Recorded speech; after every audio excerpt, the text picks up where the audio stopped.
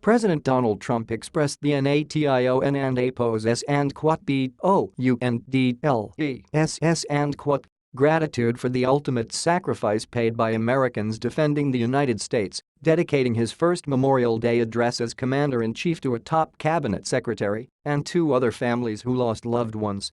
Participating in the summer annual observance Monday at Arlington National Cemetery, Trump recounted the stories of Green Beret Captain Andrew D. Byers of Colorado Springs and Christopher D. Horton of the Oklahoma National Guard as BYRS and APOS, tearful parents and HORTON and APOS' emotional widow looked on.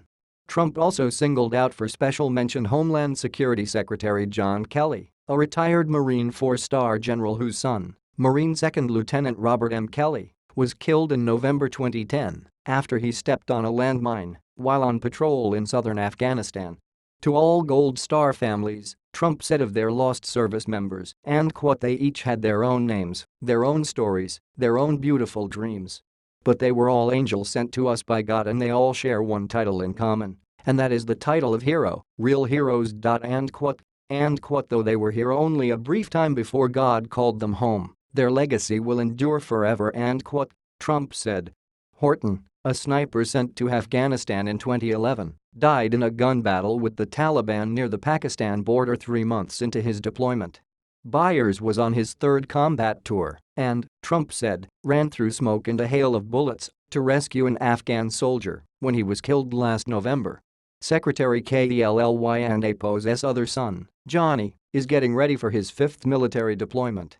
A son-in-law, Jake, is a wounded warrior. Trump also recognized former U.S. Senator and GOP presidential nominee Bob Dole, 93, who suffered lifelong injuries during World War II. He attended the ceremony along with his wife, Elizabeth Dole, also a former U.S. Senator. And as we honor the brave warriors who gave their lives for ours, spending their last moments on this earth in defense of this country and of its people, words cannot measure the depth of their devotion, the purity of their love, or the totality of their courage. Trump said.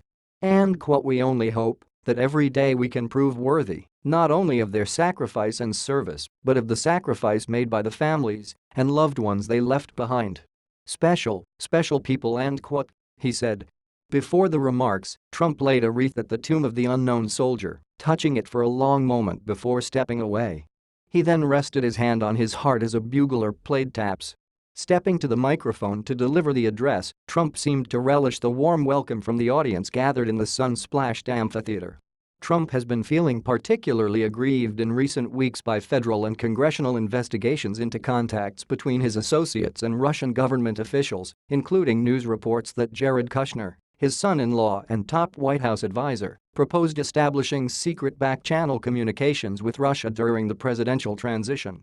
The president was accompanied to Arlington Cemetery by Vice President Mike Pence, Defense Secretary Jim Mattis and Gen. Joseph Dunford, chairman of the Joint Chiefs of Staff, as well as a slew of advisors and cabinet members, including Veterans Affairs Secretary David Shulkin and Housing Secretary Ben Carson.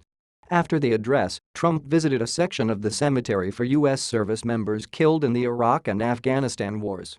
The White House said Trump visited the gravesite of Robert Kelly, who was laid to rest in Section 60.